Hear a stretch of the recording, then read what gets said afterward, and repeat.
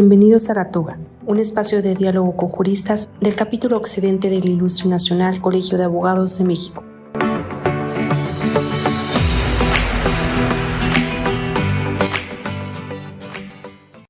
Bienvenidos al programa La Toga, diálogo con juristas, un programa del Ilustre Nacional Colegio de Abogados de México, producido por el capítulo occidente. Hoy tenemos el privilegio de recibir al doctor Jorge Medina, quien es el coordinador de la Comisión de Derecho Civil en el capítulo occidente. Bienvenido, Jorge, muchas gracias por aceptar la invitación. Al contrario, Alberto, muchas gracias. Pues queremos platicar, conversar, conocer al jurista Jorge y honor a quien honor merece, como lo hemos dicho con quien han estado en nuestro programa también, que son doctores muy destacados como tú, y empezar por platicar de tu tesis. Tú eres un especialista en daños, en derecho de daños, eres un civilista muy destacado, eres corredor público y demás cargos y responsabilidades que seguiremos hablando, pero quisiera iniciar con tu tesis. ¿De qué fue tu tesis? Mi tesis de licenciatura, ahí empecé con el derecho de daños. En ese momento, la legislación establecía la responsabilidad del Estado en la vía civil. Entonces, fue un estudio sobre la responsabilidad del Estado por el error judicial. Hoy en día el tema es diferente, la ley cambió, yo me titulé en el año 2003, esto fue en ese año, en el 2004 cambia. En el ITESO, ¿cierto? En el ITESO, es correcto. Esa es mi tesis de licenciatura. En la maestría en evaluación hice un estudio sobre una forma o algunas ideas para valorar el daño moral.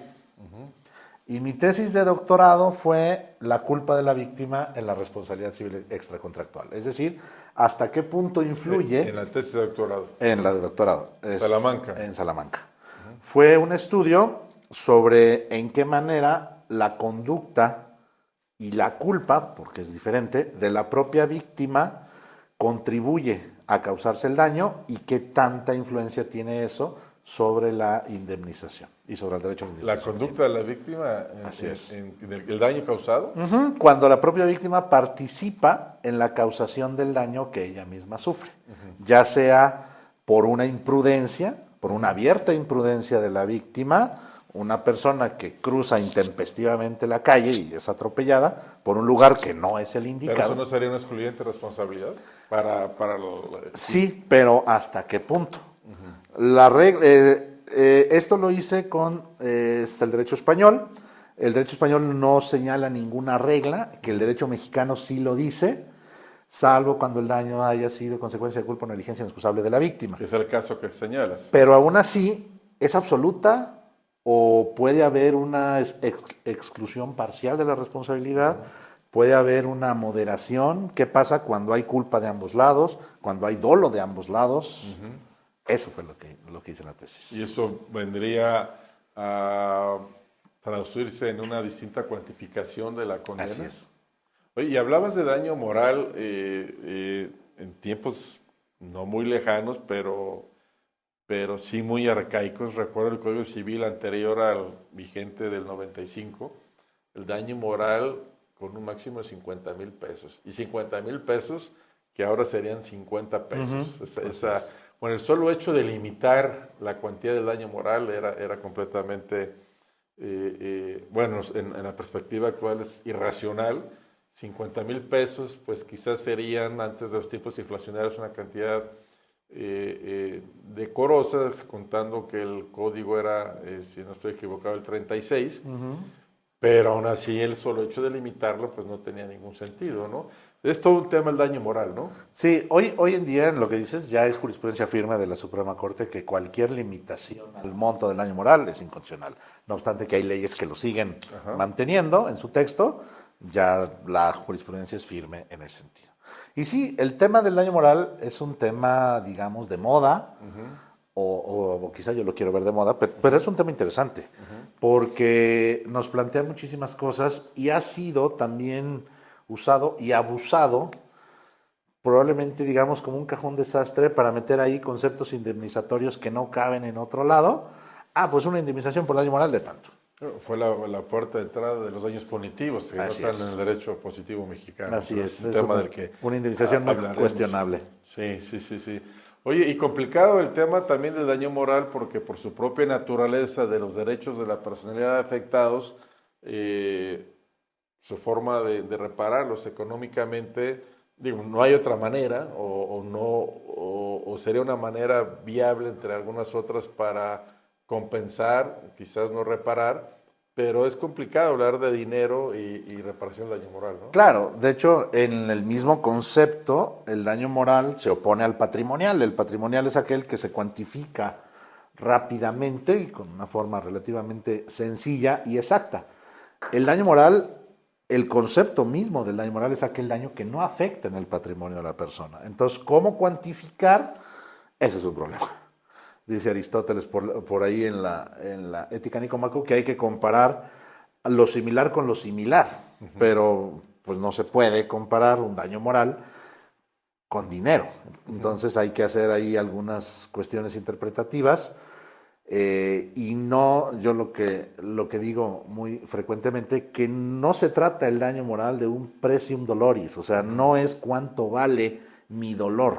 En el caso de la sentencia del Mayan Palas, que todo el mundo conoce, no es cuánto vale la muerte del hijo, sino buscar otra manera de compensar. Yo creo que Sí, claro, porque si no, entonces el culpable estaría en una situación muy cómoda. Bueno, pues como el dinero no te va a reparar, pues porque, claro. ¿para qué me condenas si eso no va a tener una función reparadora precisamente de ese dolor que señalas? Pero también otro tema muy relacionado con el daño moral está la libertad de expresión. Entonces también hay, digo, no estoy señalando que haya una libertad absoluta de expresión, que creo que no la hay, pero también a través del daño moral se puede tratar de limitar, sobre todo en temas de periodismo, de autores, probablemente de periodismo, buscar en el daño moral una forma de restringir la libertad de expresión. De hecho, la mayoría, o la mayor parte de las sentencias que la Corte ha dictado sobre el tema de la responsabilidad civil y de daños es sobre periodistas. Y la mayoría de las sentencias van en la línea de ampliar la libertad, en ese ejercicio de ponderación, de por un lado el derecho a la intimidad y el derecho al honor, y por otro lado el derecho a la información y a la libertad de expresión, casi siempre privilegia el derecho a la libertad de expresión. Y con este eje de la malicia efectiva, ¿no? Que sería el parámetro, ¿no? Cuando tengas ganas de dañar, que sea un ejercicio abusivo, que sea no un ejercicio responsable de la actividad periodística, sino simplemente buscar cómo difamar, el insulto gratuito, etcétera, eso sí es. Pero también cuenta en esos precedentes que señalas quién es el afectado. Claro. Si tú eres una figura pública y sobre todo si eres una figura pública que está inmersa en el mundo de la política, pues tu nivel de tolerancia tiene que ser mucho, mucho mayor que el que tú y yo podríamos tener ante una afectación de esa naturaleza, ¿no? Así es, una persona que no maneja fondos públicos, que no se dedica a la actividad pública, que no ejerce ninguna autoridad, pues el interés debe disminuir en la sociedad. No obstante el morbo, los artistas o futbolistas o deportistas en general, pues eso no se compara o no se debe comparar con el debate público en torno a un candidato, ahorita que estamos en tiempos electorales, o a un funcionario público. Oye, hablando de candidatos y tiempos electorales, el cardenal Juan Sandoval señaló que en relación a la elección de Tlaquepaque hizo alguna expresión que se entendió negativa hacia Morena y dio lugar a una anulación de la elección y era un tema de expresión. Yo ahí no conozco el asunto a fondo, pero me parece que la expresión no daba para tanto. No daba para tanto y también se multiplicó la sensibilidad de quien se sintió afectado por tratarse de un prelado. Claro. Entonces, también es otro tema muy interesante, libertad de expresión y los derechos políticos de todos los mexicanos, incluyendo los religiosos de cualquier confesión, ¿no? Había en ese, digamos, conjunto de opiniones de sacerdotes y de obispos, había algunas opiniones que a mí no me parecieron de ninguna manera que atentaban contra el voto ni que inducían a votar, y sin embargo fueron sancionados. A mí ahí sí creo que hubo algunos excesos. Y la sanción o la prohibición es que lo hagan desde el púlpito y en un acto de carácter religioso, pero pues no se pueden negar los derechos que tienen como personas, como mexicanos, más allá de su actividad y de ese acto de culto en particular, ¿no? Recuerdo el rector de la Universidad Pontificia de México en ese momento decía que debían de votar conforme a su conciencia, cosa que no me parece. Pues fue sancionado por eso. No. O que vengan a votar. Tú tampoco te metas Pues no, en estas cuestiones políticas. Pues sí, hay algunos resabios que todavía que no nos colocan muy distantes a mediados del siglo XIX. Y también de libertad de expresión, el caso francés, y es bien interesante este derecho o no, en función de la libertad de expresión, de tener expresiones, publicaciones, dibujos que sean notoriamente ofensivos para una un grupo determinada, religioso. para quien lo expresa es libertad, tiene un pensamiento muy laico, y está bien, pero sí sabes lo que vas a provocar, y refiriéndome particularmente al Islam, ¿no? A Charlie Hebdo. Así es. Sí, si ve uno las caricaturas, pues sí son muy subidas de tono. Ajá. Yo creo que ahí sí había un ataque directo.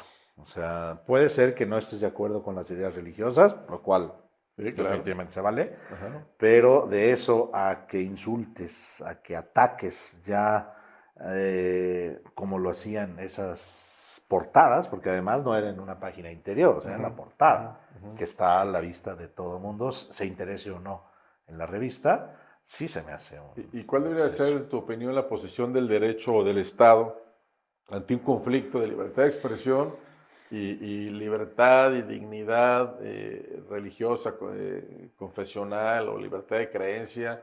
Porque la libertad de creencia se manifiesta pues no solo en el fuero interno, sino en tu fuero externo, lastimada. ¿Cuál debería ser la posición del Estado? Yo El creo Estado que en general, en cualquier nación, ¿no? se suelen clasificar los modelos de relaciones, no entre iglesia y Estado, sino entre el Estado y la libertad de conciencia, los estados confesionales a confesionales y biconfesionales hay positivo y negativo. Yo creo que se debe tratar a la religión como un fenómeno social, como un fenómeno cultural. O sea, es una realidad. Claro. La gente cree o puede creer o puede no creer. Claro. Como la gente... O le puede ser indiferente. Claro, como la Los gente agnósticos. hace deporte, no hace deporte o le es indiferente el deporte. Claro. ¿Por qué sí apoyar el deporte y no apoyar a la religiosidad? No digo apoyar, tomando el símil del deporte, que creo que podría ilustrarnos, apoyar el deporte es diferente a patrocinar un equipo. Si tú simpatizas con cualquier equipo de los que juegan en esta ciudad o en el país y le apoyas a ese, pues se va a volver un juego inequitativo. Igual pasa con las religiones, pienso yo. ¿Qué es lo que tiene el Estado que reconocer? Esa tendencia natural del ser humano a la religiosidad y favorecerla, no impedirla. En el Estado o proteger esa tendencia. Proteger esa libertad de que puedas decir o no puedas decir. Claro. Por ejemplo, un aspecto que me parece a mí excesivo es, por ejemplo, que las asociaciones religiosas no pueden tener ciertas actividades, no pueden estar en los medios. estar en los medios. O sea, ¿por qué no? ¿Por qué un equipo de fútbol sí puede tener un medio? ¿A qué le temes, no? O sea, pues si no te interesa, pues le cambias y ya. Y sobre todo cuando la mayoría de las religiones tienen perspectivas o fines o un discurso de paz y de solidaridad, no son beligerantes, mucho menos. Y ya no son las religiones excluyentes del medioevo, que no estás conmigo y eres un hereje o eres un infiel, como bueno, los radicales todavía lo señalan, ¿no? Pero en México no tenemos ese problema con las religiones, ¿no? Yo creo que se debe partir de otra realidad. O sea, pasar de un estado aconfesional negativo, que es el que tenemos, a un estado aconfesional positivo. Es decir, no hay una confesión propia del Estado, no hay una religión oficial del Estado, claro. pero se le considera como un fenómeno social como otros muchos. Ni te digo que creas o no creas o creas en esta, respeto y garantizo tu Claro. libertad. Esa libertad que tienes para salir a correr un maratón si te gusta y cierran las calles, pues esa misma por una actividad religiosa. Oye, regresamos a Salamanca. ¿Cómo fue tu experiencia en ese periodo? ¿Cuánto tiempo estuviste? Uy, padrísimo. Me fui básicamente en varias etapas. El doctorado en ese momento, ya cambiaron los planes, Ajá. se configuraba de 3 etapas. El periodo de investigación, el de docencia previo y la tesis propiamente. El periodo de docencia eran clases normales. Clases, ¿Metodología o...? Metodología, derecho internacional privado, derecho de familia, daños, etcétera.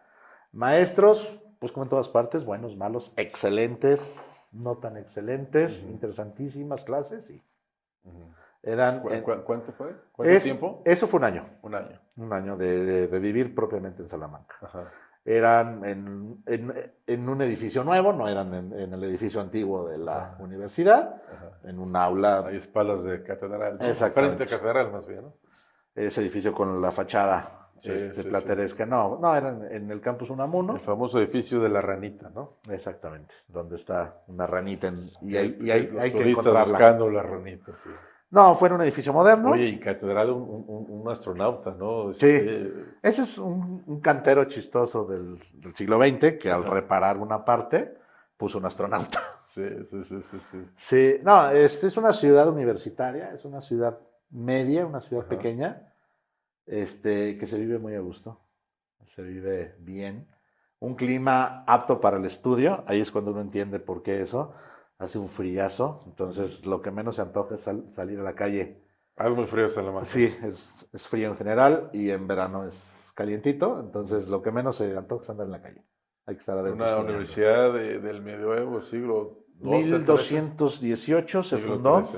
Hay pruebas ya de que en el 1219 había ya un bibliotecario pagado por el Estado. ¿Es el más antiguo de las que quedan, sí. España? Hubo una universidad previa, pero desapareció. De las que quedan actualmente, sí es la más antigua. ¿Y tuvo un nacimiento como un gremio de profesores? ¿O cuál fue el origen de la universidad? El origen fue un estudio general del Reino de León por Alfonso IX. Alfonso IX, bisabuelo de Alfonso X el Sabio, de las 7 partidas, decide establecer en Salamanca un estudio general. ¿Sí? Empieza a dotar de libros, de manuscritos en ese momento, empieza a dotar de un bibliotecario, empieza a dotar de cátedras. Y Salamanca, porque, bueno, Madrid propiamente no existía, ni se había fundado Madrid, y Andalucía, Toledo, no sé si ya habían recuperado. Todavía estaban en la Reconquista. Estaban en la Reconquista, entonces, una ciudad antigua, una ciudad romana, el Manticum, era propia por el clima y se empieza a desarrollar ahí esa actividad docente. En el siglo XVI es una de las grandes universidades del mundo. En el siglo XIX casi desaparece. Vaya. Ahí es cuando aparece Unamuno, que es el que le da nueva vida y ya es más o menos lo que es hoy. Una universidad no muy grande. Y Unamuno Vasco andaban acá en Castillo. Fue de rector de la Universidad de Salamanca. Entonces él, de hecho, muere en Salamanca. Él es el que le da nueva vida, digamos, y se reabre y se reacondiciona, digamos, los antiguos edificios. ¿Y regresas a México y regresas a la docencia? Regreso a México. Todo eso fue en el 2005, me fui, con esas clases, buenas, malas, de todo, unas experiencias muy, muy enriquecedoras. Regreso, empiezo a dar clase, me invita... ¿En el ITESO? Me invita en el ITESO don Aurelio Núñez, que fue magistrado de la 7ª Sala del Supremo Tribunal. Fue antes de que fuera magistrado. Me invita a dar Derecho Fiscal para las licenciaturas no jurídicas, para mercadotecnia, administración, finanzas, etc. Ajá. Lunes y jueves de 7 a 9 de la mañana. En los buenos horarios. En los buenos horarios. Esa Sí, fue la claro. primera clase que di. Ahí estuve como un año y medio, un año y medio, no me acuerdo bien. Luego ya me invitan a Derecho, Ujú, me invita el maestro Jesús Bailón. ujú. Empiezo a dar algunos cursos de civil y ya luego me establezco, digamos, en teoría general de las obligaciones. Y luego participas unos años posteriores, concursas y obtienes tu correduría. El primer examen, el examen de aspirante, lo presento en el 2013, Ujú. finales del 13, lo paso y luego... Y es una buena, uno diría, pues claro que lo pasó, pero si hay exámenes complejos y que muy pocas gentes lo consiguen a la primera, es el de correduría. Sí, es un examen extenso, es muchísima materia. Ujú, En aquel entonces ya no lo hacen, daban una guía que eran leyes simplemente. ujú. Entonces está desde Constitución Política de los Estados Unidos Mexicanos, Código Civil Federal, Código de Comercio, Hasta Ley cientos de General de leyes secundarias, Títulos, sí. sí, Ley General de Títulos y ahí hasta algunos acuerdos por ahí, Sí. reglas generales. Había que estudiarlas. El primer examen en ese momento era teórico 100%. Así ¿Y sigue antes de siendo. eso litigabas? ¿Antes de Sí, eso? litigué. ¿Qué- Desde qué? que me salí de la carrera hasta que me hice corredor. Ok.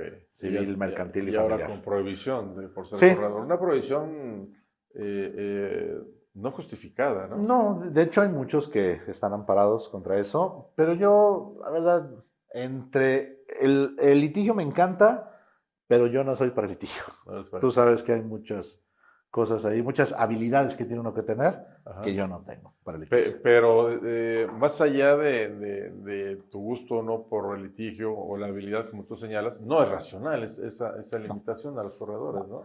Como Se, esa limitación de ejercer el comercio, por favor. se puede que no litigues en asuntos en los que intervengas en la No, fe desde pública, luego, eso es natural. claro, como los notarios. Pero una prohibición genérica de no litigar, sí se me hace ¿Y por qué excesivo. esa prohibición de ejercer el comercio a los corredores también? No tiene sentido. A ver, el origen de la profesión o del oficio de corredor tiene que ver con correr. Ujú. En la Edad Media, pensemos en los mercados medievales como Valencia, Bilbao, eh, tú eras pastor, tenías tus ovejitas, llegabas con tus 100 pieles de borrego.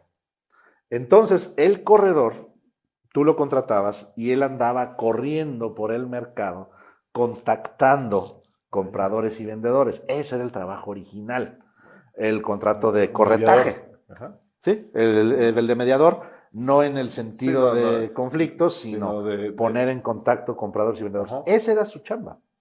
Y por eso, Y por eso corredor, corredor, literalmente. por eso corría Vaya. contactando compradores y vendedores y él tenía facultades para hacer ese contrato. Entonces de ahí le viene la fe pública. Ajá. ¿Sí? Es un auxiliar del comercio. Entonces, en ese momento, bajo esa óptica, sí se busca que no ejerza el comercio, porque si no va a decir, oye, mejor estas yo te las compro y yo las revendo. Entonces se convierte, en vez de un mediador, en un agente más de la cadena. Sería como la prohibición del abogado de adquirir bienes en los juicios que Exactamente. estuvo participando. Exactamente. Es decir, Pero ahora ya no se lo justificaría. saco más. No. Es más, yo creo que la gran mayoría de los corredores no ejercen el comercio, por lo menos como su actividad. Claro. Bueno, no ejercen porque no pueden, pero no creo que estarían en un supuesto de constituirse como comerciantes en su actividad habitual, Claro. ¿no? No creo que tenga nada de malo un corredor aficionado a un deporte que ponga una tienda de artículos deportivos. No, O que tenga franquicias o algo. no me parece, pero bueno, ahí está en la ley. Pues sí, pero si algo se cuestiona ya en estos tiempos Sí, es la propia ley, ¿no? no, y la verdad es que, te digo, para litigar se requiere una serie de habilidades que yo no. Oye, ¿y las relaciones entre el ejercicio de la notaría y de los corredores? Es decir, ese ámbito de limitaciones impuestos a los corredores, se dice que por el gremio notarial en particular, para actos, por ejemplo, de representación, actos con inmuebles, lo más importante, Sí. con inmuebles tratándose de actos de comercio prohibidos para los corredores y no para los notarios. Cuando al tratarse de actos de comercio, naturalmente tendría que estar autorizados. ¿Cuál es el tema? ¿Qué sucede y por qué? Híjole, ahí pues es un tema de competencia que prefiero no meterme mucho. No estoy muy informado sobre la situación concreta. Yo aquí en el estado percibo una muy buena relación entre notarios y corredores. Hay muchos corredores que también son notarios, que también son corredores. Pero esa limitación, digo, no tanto, no va la pregunta en sentido de gremios y mucho menos de personas, pero sí en cuanto a la limitación, por ejemplo, que el corredor no puede autorizar actos jurídicos donde estén involucrados inmuebles. Supuestamente la justificación que se le quiere dar es que es un tema civil, pero pues el Código de Comercio es muy claro que si hay operaciones mercantiles con inmuebles. Y ahora está en materia de arrendamiento, con esta jurisprudencia que ahora regresa a pensar que el arrendamiento de bienes inmuebles cuando tenga fines comerciales será mercantil. Bueno, pues entonces... Que el código es claro. El Código de Comercio dice que cuando para una de las partes sea mercantil y para la otra no, se regirá por las leyes mercantiles. Sí, pero esa interpretación que daban siempre era el 75, fracción primera del Código de Comercio, que decía arrendamiento de bienes y el segundo sí decía precisamente de muebles en compraventa, entonces ahí se entendía que sí podía haber. Pero la interpretación que daban en el primero es que al no precisar muebles, entonces solo el arrendamiento inmobiliario podía ser civil. Y ahora cambian y procesalmente viene a modificar una serie de... Pues tiene consecuencias en la vía y en la competencia y en todo, ¿no? Pero muy bien. Y luego regresas y a escribir. Eres un autor prolífico. Sí. Lo primero que publico, bueno, algunos artículos por ahí, pero ya del libro, pues es mi tesis doctoral. Me la publica en una editorial española de Granada, una editorial relativamente pequeña, pero jurídica, muy buena. Tiene muchos libros bastante interesantes. Yo he leído de Comares muchos libros muy, muy, muy buenos. Y me la publican. Ahí es en Comares, 2017, 2018, por ahí. Es el primer libro. Esa era la gran deuda que yo tenía, que yo quería escribir. A mí yo creo que de las actividades jurídicas es de las que más disfruto.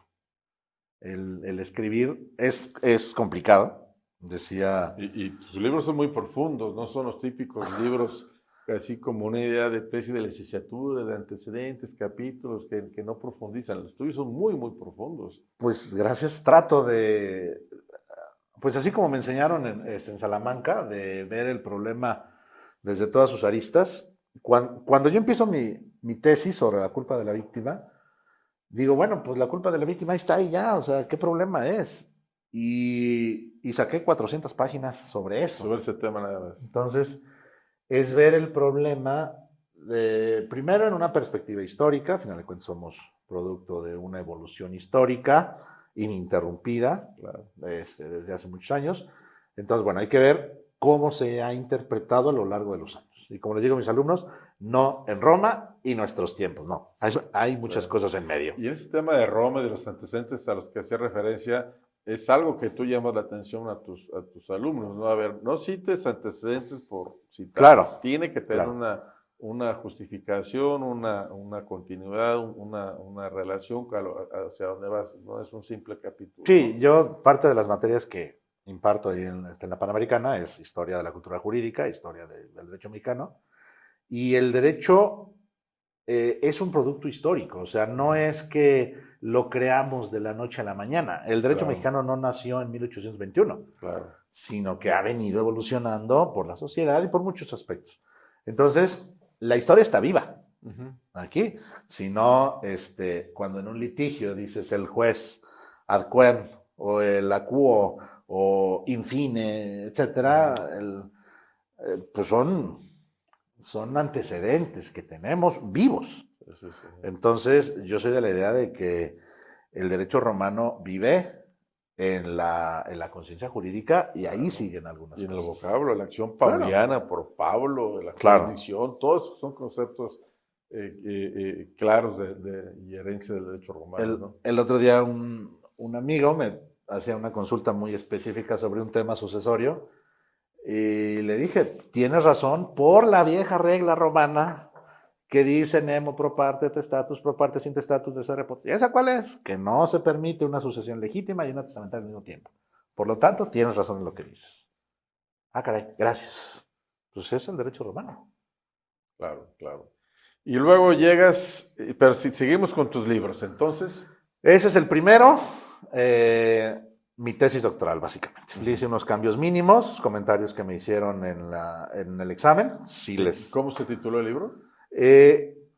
La culpa del dañado en la responsabilidad civil extracontractual, editorial Comares, La culpa del dañado. 2017-2018, no me acuerdo exactamente porque se publicó en diciembre, entonces no sé si todavía alcanzó a salir como 2017 o ya como 2018. Y entonces, en la culpa del dañado, ¿con qué fin? De liberar a la contraparte, de reducir su responsabilidad. Analizar hasta qué punto debe ser, o es correcto, o es justo, que la culpa de la víctima libere o no de responsabilidad al demandado, al responsable, al Que dañante. en el derecho mexicano, si la culpa es inexcusable, si es negligente. Es que no lo dice el código nomás dice consecuencia de culpa o negligencia inexcusable de la víctima. Ajá. El término de negligencia inexcusable de la víctima proviene del siglo XIX, de una ley francesa por ahí de ferrocarriles.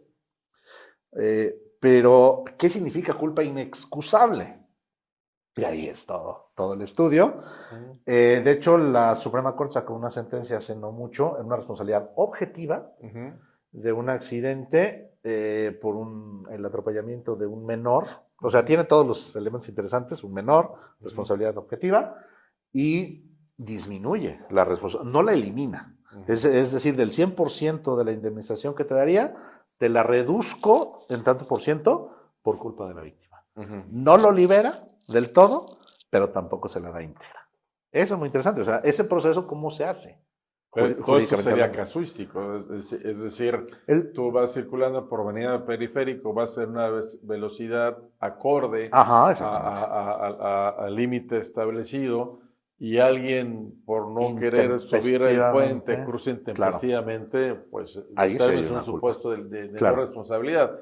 Pero si alguien cruza intempestivamente, pero tú vas a 120 kilómetros por hora, entonces ya hay una culpa. En una zona habitacional, claro. O en el propio periférico, que él no debió haber cruzado por la calle, sino por el puente. Hay una culpa inexcusable de la víctima, pero tú no debes de circular a 120 en el periférico, ¿no? En ese caso, yo no soy de la idea de que elimine, ni en un sentido ni en otro. Entonces, se debe mediar. O sea, hay culpa de acá, pero también hay culpa de acá. Por lo tanto, hay que ponderar la participación causal de cada uno y en base a eso disminuir la. Y en ese tema de responsabilidad, vámonos para que no se nos vaya a ir el tiempo, un tema muy, muy interesante que dominas y que eres crítico en el sentido de analítico, ¿no? De reprobar o promover los daños punitivos. El próximo libro ya está en prensa. Ya me mandaron de retirante el primer borrador. Ya estamos en las revisiones de forma solamente. Espero que salga. Pues estamos ya a principios de mayo. No sé si para junio o julio ya esté listo. Y la primera pregunta es, a ver, los daños punitivos no están en el sistema legal mexicano, legal. Expresamente no están en la ley. El Código Civil Federal, en mi opinión, si uno lee el Código Civil, de ningún momento se desprende unos daños punitivos. O sea, la posibilidad de establecer o de condenar una indemnización superior al daño causado. Eso, en mi opinión, queda muy claro de la lectura del código. Entonces, y ahí nos lleva a, antes de entrar a profundizar con los daños punitivos, a la concepción del derecho que se tenga. Porque si la concepción, la visión o la convicción es hacia el positivismo, y creo que el positivismo aporta muchos valores, y ahora el tema de los principios y de la ponderación, parece que el positivismo se ha vuelto algo negativo, y creo que no es el caso. creo que pueden convivir esta idea del pospositivismo de Ferrayol y demás, pero bueno, el punto es cómo observamos el derecho. Si es una visión muy positivista, pues entonces no hay espacio para los daños positivos. Y si es una visión por razones de justicia, como se procura en el tema de esto que llama García Amado moralismo, entonces la interpretación podría dar lugar. Entonces, sí, la teoría del derecho tiene una consecuencia en esos conflictos, ¿no? De hecho, el libro más o menos está estructurado así. Yo comienzo, que en todo lo que leí no hay una concepción así como la que yo planteo. Yo parto de la finalidad del derecho de daños. Bueno, para empezar, derecho de daños es diferente a responsabilidad civil extracontractual. Eso es algo que no siempre se aclara.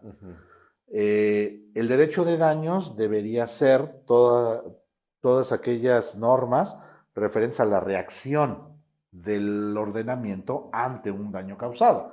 Es decir, responsabilidad patrimonial de la administración pública, es decir, responsabilidad contractual, es decir, reparación del daño derivado de delito y responsabilidad civil extracontractual. Y daño moral. Y daño moral, claro. Entonces, la responsabilidad extracontractual es solo una parte del derecho de daño. Bueno, sí.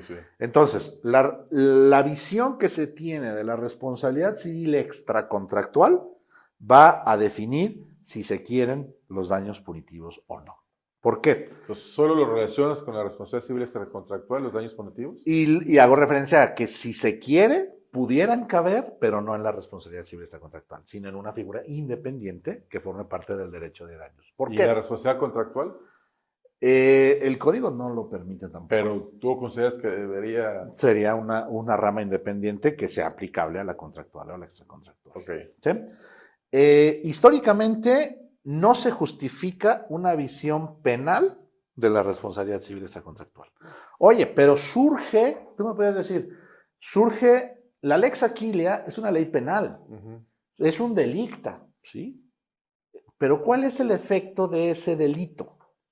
Delicta, se distinguía a los romanos de los crimina, había 4 delitos privados que su única consecuencia era generar una obligación. Generar una obligación civil a cargo, bueno, sin la distinción, digamos, tan clara de hoy de civil y penal. Lo que generaba era una obligación patrimonial de pagar ese daño. Entonces, ahí de hecho, no hay... es el origen de la obligación. Claro, ahí no hay un tinte penal.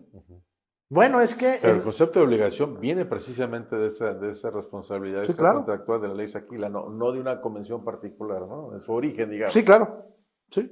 Entonces, esa obligación de pagar está limitada al monto del daño. O sea, no se puede que te pague 3 o 4 veces lo que vale la cosa. No sancionadora. Solamente.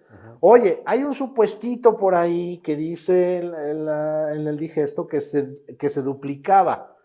No, ahí sí es una sanción, pero es una sanción procesal. La infitiatio, al que negara sin derecho y sin alguna justificación su obligación de pagar. Es un tema procesal solamente. Entonces, toda su evolución está limitado al monto del daño. En ningún momento de la evolución de la responsabilidad civil extracontractual se permite una indemnización superior al daño. Eso ya nos da idea de que es un tema reparatorio. Y tampoco para inhibir la conducta de los demás que no participan. Eso es secundario. Eso va con la misma idea de imponer una responsabilidad. Dicen varios autores italianos, principalmente, que en la medida en que se impone una indemnización, se inhibe a la propia sociedad de causar un daño por la necesidad de ver una indemnización, una condena a pagar esa indemnización. ¿Cuál es el problema? Bueno, el problema surge con la nueva realidad económica y con la sensibilidad social. Es decir, hoy en día puedes calcular tú la indemnización que puedes pagar y definitivamente en ocasiones dañar te puede resultar más económico que reparar. Que es lo que procura inhibir los daños punitivos. Exactamente. ¿No? Ahí yo creo que moralmente sí cabría esa. Es decir, prefiero no invertir en capacitación, en Exactamente. equipo, recursos humanos, y si cada 10 años hay un accidente, me Lo sale pago. más barato pagarlo que Ujú. estar constantemente cubriendo. Hay un caso de un automóvil en Estados Unidos que tiene un error de diseño, que si se chocaba por detrás a cierta velocidad, causaba una fractura en el tanque de gasolina con la pérdida de gasolina y la posibilidad de una explosión. ¿Qué se da en Estados Unidos? Pues eso. Una persona está detenida, llega el coche de atrás, se le estampa, choca y se incendia. Fallecen 2 personas. Por un error de los abogados de la Ford, al momento de las pruebas, se manda una caja con documentos, ni sabían qué documentos había, y había un estudio que había mandado a hacer la Ford sobre eso. O sea, la Ford tenía conocimiento de eso. Un error, pero un deber Claro. de mostrar las pruebas, Claro. ¿no? O sea, la Ford sabía de ese defecto. Y aún así. Lo estudia y hay una estadística con las posibles demandas, los posibles montos indemnizatorios, y le salía más caro hacer la reparación que retirar el vehículo. que las posibles indemnizaciones. Entonces, pagan. Y dice, ahí hay una conducta Sí. reprobable. Claro. Ahí claro. es donde yo considero que surge, pero no en la responsabilidad civil extracontractual. No en el marco de la responsabilidad civil extracontractual. Entonces, En una figura independiente del derecho de daños. Que se llamen daños punitivos, que esté legislado. No como está hoy en día con una interpretación muy o sea, que es una institución específica. Claro. Porque ahorita la Corte lo que hace es, se cuelga de una interpretación de 1916.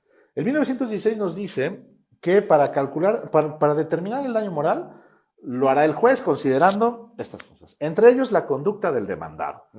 Y dice la Corte, ahí está, muy claro, la conducta del demandado. Si el demandado se comporta mal, paga más. No, yo creo que no es tan fácil. El 1916 surge con una reforma al Código Civil Federal, al Código Civil para el Distrito Federal en materia común y para toda la República en materia federal de diciembre del 82. En esa reforma coincide con la promulgación de la Ley 1/82 española sobre protección de ciertos derechos fundamentales. En el artículo 9 de la ley española se establece como forma de cuantificar el daño, entre otras cosas, la conducta del demandado. Si uno analiza la doctrina de ese momento española, hay un artículo muy interesante de Martín Casals que dice, claro que se debe tomar en cuenta la conducta del demandado. ¿Por qué? Porque estamos hablando de daño moral, no de daño patrimonial. El daño moral es el daño al sentimiento. Imagínate que, y le pongo ahí a mis alumnos, le digo, a ver, imagínate que te atropello yo ahorita saliendo de clase. Imaginémonos 2 escenarios, o sea, yo te atropello, punto. 2 escenarios. Me bajo, te digo, oye, ¿estás bien? ¿Quieres llamarle a alguien? Déjame levantarte, ¿quieres que te lleve? Etcétera. Y el otro es decir, ay, es este cuate, déjame y le doy otros. Lo remato. El daño es el mismo. No, no es el mismo daño. En el primer supuesto. Porque no es la misma conducta. Exactamente. En el primer supuesto hay un daño, sí, una lesión, digamos, pero mi actitud es diferente. Digamos, si lo vemos un poco gráfico, ahí se frena el daño. Pero si yo lo remato, le sigo golpeando, hay más daño. Por lo tanto, la conducta, claro que tiene que ver en el monto del daño, porque es daño moral. Creo que esa es la interpretación que se le tiene que dar al 1916. No se está castigando la segunda conducta, se está indemnizando. Porque es decir, tu daño no fue solo el primer golpe. Fue el primer golpe, la angustia, la soledad de verse abandonado, de verse rematado, etc. Hay un daño mayor. Tu injusto de abandonarlo. Hay un daño mayor ahí. O sea, ahí afecta no en el sentido punitivo, sino en el sentido de que es un daño mayor. Por lo tanto, hay que llamar a las cosas por su nombre. Ahí lo que está haciendo es cuantificando mejor el daño. Hoy o ayer sale una noticia donde Johnson propone 6.400 millones de dólares de indemnización por temas de talcos relacionados con cáncer y demás, cantidades multimillonarias. Tú traes ahí algunos estudios y posiciones muy claras respecto a los daños punitivos en los Estados Unidos, que no es una institución, nos decías en alguna conferencia, generalmente aceptada en cada entidad. Creo que en Massachusetts precisamente está prohibido, ¿no? Hay 5 estados de los Estados Unidos que prohíben los daños punitivos. ¿Sí? Ahora, ¿Por un abuso del derecho? yo creo que para evitar una sobrelitigación. Ahora, un tema interesante, ahorita que hablas de los miles de millones de dólares. ¿Qué destino se le da a los daños punitivos? Claro. Que va de la mano con eso. Claro. Aquí se dice todo para la víctima. En los Estados Unidos, ¿no? Y en Argentina tampoco, en materia ambiental tampoco va para la víctima. Ajá. Claro, dicen, bueno, no se los podemos quitar definitivamente a la víctima porque eso, el litigante diría, bueno, ya no le apuesto a eso, ¿quién se va a litigar? ¿Quién se va a aventar Trabajar para otro. años? Exactamente, para que a final de cuentas caigan a la bolsa de no sé quién, pues yo no lo litigo. Bueno, lo que se hace en Estados Unidos es, depende del estado, varía entre el 25 y el 75% del daño punitivo se le da a la víctima. El 25%. Entre el 25 y el 75%, depende del estado. Nunca el total. Nunca el 100%. Ajá. Y esa diferencia, ¿a quién se le da? Pues varía. O a asociaciones de víctimas, o al Estado, o a un fondo especial para prevenir. Eso es un empleo un poquito más racional. Sí. ¿Qué es lo que pasa entonces? Se dan los acuerdos. Sí, antes de que se llegue a la sentencia, se da una negociación. La empresota sabe que le van a demandar que le van a condenar a miles de millones de dólares. La víctima sabe que si llega a sentencia va a haber mucho menos. Entonces se da. Entonces, en ese acuerdo ya no hay esa distribución de los recursos. Queda solo para la víctima. Pero ¿por qué está prohibido, por ejemplo, en Massachusetts? Porque la finalidad de la responsabilidad o de los torts es indemnizar, no es sancionar. Para sancionar se necesita una ley previa que te establezca un rango de penas, un mínimo y un máximo. Y los daños punitivos no tienen ni una descripción, o sea, no hay tipicidad ahí. Es a lo que el legislador se le ocurra, ¿no? O a la corte. Entonces platícanos del caso Mayan. ¿Cuál es tu análisis? En el caso Mayan, lo que la corte ve son 2 conductas reprobables. Sí. Una es que se ahorró dinero la corte, el hotel, el hotel, perdón, en capacitación y en mantenimiento. Sí, o sea, sí hay lo que los franceses llaman una culpa lucrativa, un ahorro a costa de los derechos de la víctima. Justificado, claro. Sí. Y por otro lado, hay un maltrato de los padres ante el daño. De los hoteles del hotel, al padre, que no le ilustran, que no le dicen, lo traen ahí. De empatía y de que no van a los servicios médicos. Esos son los 2 aspectos. Incluso hasta la defensa les pareció odiosa que hablaran de capitales sociales de 500,000 pesos y que negaran todo. Eso es la conducta reprobable que habla. Puede ser que sí sea reprobable, pero no tienes una ley que expresamente te diga. Y ahí vamos al tema positivismo y seguridad jurídica, ¿no? Sí, o sea, ni modo que sanciones, o estamos en una cultura en la que si no hay ley no te pueden sancionar, o cuando menos algo que te diga. Y la esencia de los daños punitivos es que no tengan tope. ¿Para qué? Para que no calcules. Claro. Entonces ahí estamos en un problemita. Eso no debe tener tope el daño punitivo. Eso dicen los estadounidenses que lo defienden. Para que no puedas hacer el cálculo de qué te saldría más barato. En la Argentina... Pero tú decías hace un momento que debería tener un mínimo y un máximo. En el sentido de una pena. O sea, una pena para cualquier abogado tiene que haber un rango. Claro. O sea, ni modo que por cualquier cosa el juez te imponga lo máximo que él considera. Entonces, por el concepto de pena, al ser una pena, por su propia naturaleza, debe estar limitado. Limitado. Pero el daño punitivo, como lo entienden también en los Estados Unidos, decías, no deben estar limitados porque la idea es sea tanto como sea necesario, no solo para castigar, sino para inhibir, sancionar, para disuadir, para castigar. Sí. Que la indemnización no es castigo, es reparación.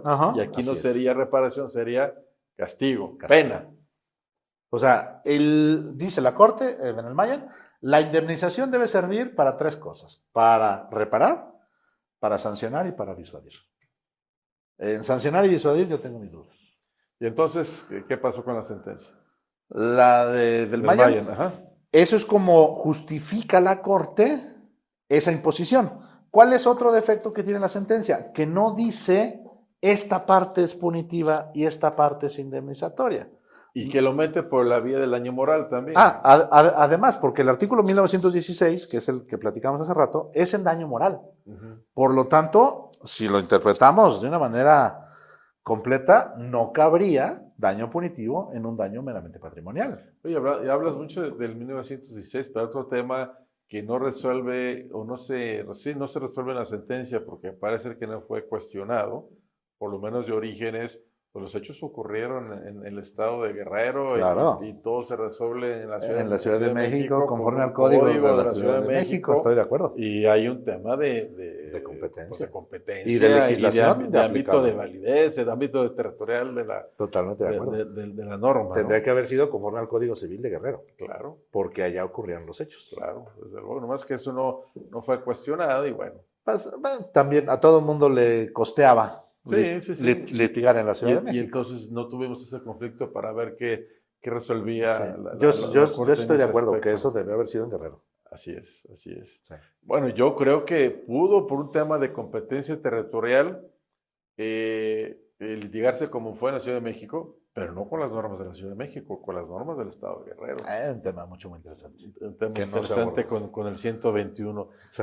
Bueno, pero quiero seguir con el tema del Mayan. Entonces, es una introducción jurisprudencial o jurisdiccional, más que jurisprudencial, jurisdiccional, indebida de esta figura en el sistema mexicano, o sí daba no las facultades de la Corte como tribunal, sino digamos la forma de interpretar, yo creo dar espacio a los daños punitivos. Que en el fondo algo hay en el sentimiento social que sí amerita una sanción. O sea, sí hay en el sentir popular una preocupación por esa serie de conductas. Pero hablando de seguridad jurídica, entonces debería estar regulado. Exactamente. Ese es el grave problema. O atendiendo a esa sensibilidad social, entonces, más allá de la existencia de la norma previa en temas de seguridad jurídica, pues razones de justicia, claro, dice Atienza, dicen los demás, va. Los dos votos concurrentes que se formulan son en ese sentido. No hay una norma que nos autorice a establecer una indemnización superior al daño causado. ¿Por qué? Porque el sistema se rompe. El sistema de la responsabilidad civil extracontractual se basa en la reparación del daño. ¿Sí? Los elementos de la responsabilidad civil son tres: hecho generador, daño y relación de causalidad. Si tú metes los daños punitivos, hay un desfase en dos elementos. Primero, en el daño. ¿Por qué? Porque metes una parte de daño que no es daño. Y dos, hay una parte, la parte extra que metes no tiene relación causal con la conducta ilícita. Entonces, rompes el sistema. Pero si estuviera regulado en los códigos civiles, como una figura, los daños punitivos, entonces ya estaríamos discutiendo la eficacia o la construcción de la norma, pero no la institución como tal. Aquí el problema es la falta de existencia de la institución. Hay una serie de sentencias que se dan posteriores a la del Mayan, 8, 10, casi todas son en sentido restrictivo. El Mayan es la que la abre y casi todas son aquí no, aquí no, aquí no, aquí no, aquí no. Ahora, la pregunta ha sido en la vía jurisdiccional. Ahora, en la vía legislativa, ¿tú estarías de acuerdo, estarías a favor de la introducción de la figura en los códigos civiles como tal? Mira, para ya no tener ese problema de seguridad jurídica, ya está la norma previa. Argentina creo que es un buen ejemplo. Argentina lo venía discutiendo desde hace muchos años. ¿Sí? Muchísimos autores se han pronunciado a favor, en contra de los daños punitivos. De hecho, un autor que la sentencia del Mayan cita mucho, Pizarro, si lee uno el libro completo, el de Derecho de Daños, segunda edición, que es del que cita la sentencia, lo que Pizarro dice es muy diferente a lo que toma la Corte. Pizarro dice, yo estaría de acuerdo con una legislación que establezca esto, no en la vía jurisprudencial. O sea, la Corte lo que hace es agarró el pedazo que le sirvió y lo aventó. Pero si uno lee todo, y más, toda la obra de Pizarro, que tiene muchos más libros, dices, esto no es lo que él piensa.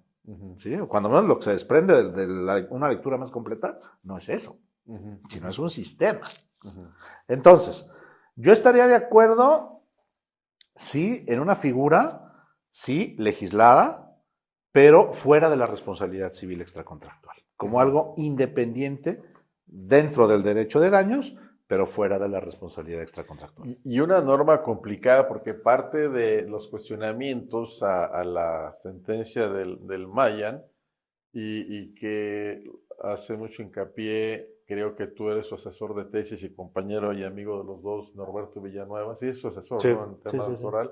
Él hacía mucho hincapié en el doctorado respecto a la cuantificación, o sea, ¿cómo llegaste a esos 30 millones? ¿Pudiste ¿Por qué 30 y no 100? 5 o 100 Sí, claro. o 200, entonces es otro tema, ¿no? Sí, decía, perdón que me regrese, el tema argentino, que no acabe esa idea. Argentina, se venía discutiendo el tema desde hace muchos años, se introduce una figura parecida, de una manera muy tímida, en lo que sería nuestra ley de protección al consumidor, en la Ley Federal de Protección al Consumidor, pero en el Código Civil y Comercial se quita. Está en el proyecto inicial de 2012, pero al final de cuentas no se establece en el Código Civil y Comercial argentino. ¿Por qué? Yo creo que ahí tenemos mucho que aprender. Los ingleses, que son los que empiezan con este tema de los punitive damage, llaman de regreso. A partir de 1964, prácticamente desaparecen los daños punitivos en el sistema estadounidense, el sistema inglés. Nomás son 3 casos. Primero, cuando el demandado sea el Estado. Aquí eso está fuera. Aquí la primera jurisprudencia que sale de la primera y de la segunda sala, contra el Estado no hay. Lo quebraríamos a la primera demanda. Segundo, solo cuando haya una conducta opresiva. Entonces, ¿con los ingleses sí contra el Estado? Sí, sí. Tienen 3 requisitos. Primero, solo contra el Estado. No, que el demandado sea el Estado. Ese es un caso. 2, que el demandado haya calculado que haya hecho más dinero causando el daño que evitándolo. Y tercero, cuando una ley expresamente lo determine. Son los únicos 3 supuestos en que en Inglaterra procede. ¿Y por qué contra el Estado expresamente sí? Porque el Estado debe ser garante de la legalidad y no un ejemplo de ilegalidad y conducta. De ahí empezó precisamente con temas de ferrocarriles, ¿no? En Inglaterra. El daño punitivo comienza con libertad de expresión. En 1760 sale un periódico, gacetilla o como le quieran llamar, en contra del rey. Y el canciller manda una orden general de arresto y de allanamiento, lo cual está prohibido, y a varias personas las encarcelan sin un procedimiento correcto. Y ahí empiezan los daños punitivos en Inglaterra. Entonces, hoy en día ya va de regreso. Pero a ver, pensemos contra el Estado. O sea, el Estado sabe que muchos impuestos son inconstitucionales. Y lo sigue aplicando. Ahí precisamente hay ese cálculo, cuántos amparos hay un y cuánto cálculo. voy a recaudar, claro. Siempre, y lo dicen abiertamente. De todos los afectados, el 10% o el X% se va al amparo. De ese 10, que lo ganen, quién sabe cuánto. ¿Y cuándo? Ya no me tocó. Entonces, ahí hay una conducta abiertamente ilícita y no le han querido centrar ese tema. Bueno, incluso excluido de la Declaratoria General de Inconstitucionalidad. Claro. Ya dicen que no, que el Estado tiene otros mecanismos para la protección de los derechos humanos y quebrarían a la primera. Sí. Oye, citaste de Argentina el Código Civil y Comercial. Yo, igual que nuestro amigo Guillermo Gat, creo en el federalismo y en nuestra facultad en los estados de legislar, pero me parece preocupante y procesalmente que genera conflictos el hecho de que estén separados el Código de Comercio y los códigos civiles, y particularmente en el tema de obligaciones. Y digo, hay temas de derechos de la personalidad, de familia, de estado civil, de sucesiones, de registros que creo que deben seguir como una facultad de los congresos locales. Pero el tema de obligaciones, llegar a distinguir que un acto jurídico sea mercantil o sea civil, no es un tema estrictamente académico, sino que trasciende a la competencia del juez Mm. y trasciende a la ley aplicable. Y entonces, cuando tienes una inmobiliaria, una empresa constructora, una fábrica, pues claramente se identifica en su objeto y su actividad el acto de comercio. Pero cuando son dos particulares y hasta donde alguien es su actividad habitual o no el comercio, es estudiante, que ese es un estudiante de licenciatura, pero al mismo tiempo se la pasa comprando y vendiendo carros, bueno, ¿cuál es su actividad habitual? Claro. Y esa línea en la acción pro forma, por ejemplo, también en materia de inmuebles, pues genera un conflicto para identificar una u otra competencia y entonces esa posición argentina y creo que es la italiana y la suiza también de tener unificados sus obligaciones, pues me parece coherente. ¿Qué piensas tú? Totalmente de acuerdo. O sea, la línea, o al menos el sistema como está concebido, es un sistema muy complejo. O sea, ¿cómo determinas cuál es su actividad preponderante? O sea, el principal asiento de sus negocios. Esos términos Sí, claro. Del siglo XX o XIX, que hoy en día con nuestra realidad, pues creo que pasan a segundo término. O sea, el principal asiento de sus negocios, y si están en Internet. Claro. El otro día escuchaba de una actividad en Internet que sin tener oficina, sin tener nada, tú eres un intermediario en los productos. Tal cual. O sea, tú ofertas productos que no son tuyos, que los vende otra compañía. Te hacen un pedido a ti y automáticamente el sistema se lo pide a ellos y se lo manda Y directamente. nos entrega otra compañía. Pero tú recibes una ganancia. Ahí donde está el principal asiento de tus negocios. Pues donde tú estés, básicamente. Claro. Entonces, ¿qué? Si te vas a vivir a Chapala o te vas a vivir o estás de vacaciones en Acapulco y ahí estás tecleándole, pues ahí es tu principal asiento. Si siquiera asiento. tienes residencia legal en ese lugar, estás de turista o de nómada digital. De nómada digital. Si andas por ahí por el mundo, pues creo que son conceptos que necesitan replantearse de fondo. Claro. Entonces, hablar de que eso va a determinar qué ley es aplicable, como dices, de un estudiante. Yo tengo muchos alumnos que me entero por las pláticas que compran y venden productos.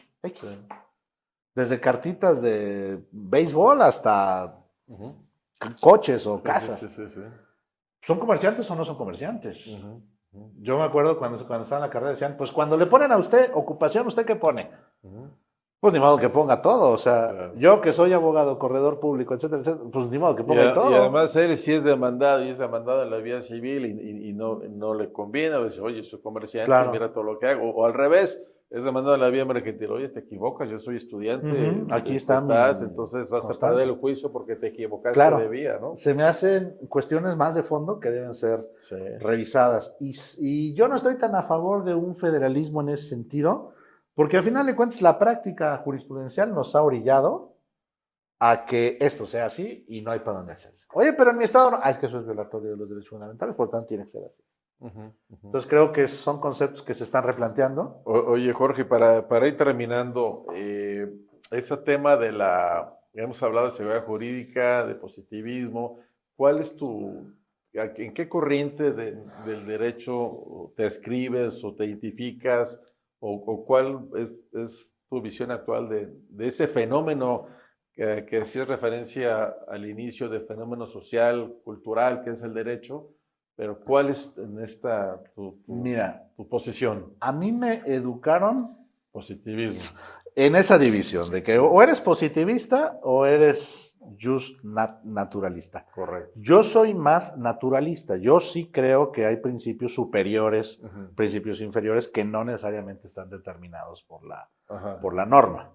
O sea, sí hay normas de dignidad humana, de sacralidad del cuerpo humano, sacralidad de la persona, etcétera, que van más allá de un simple positivismo. O sea, de que si el legislador quiso o no establecerlos, pues yo creo que eso pasa a segundo término.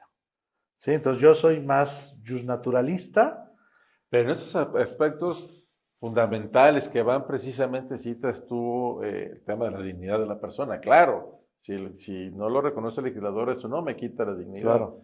Pero en otros aspectos, García Amado, por ejemplo, lo cuestiona, bueno, pues tú y yo tenemos un conflicto, la norma me perjudica, pues me saco de la bolsa mi principio y a ver con qué vas. Entonces, luego de repente en esos aspectos que incluso son de negocios, y hablando nuevamente de los daños punitivos, el tema de la seguridad jurídica también es un valor relevante. Entonces creo que los dos puntos... Creo que tiene que haber una seguridad jurídica, claro. Ajá. O sea, si no, la sociedad no funciona.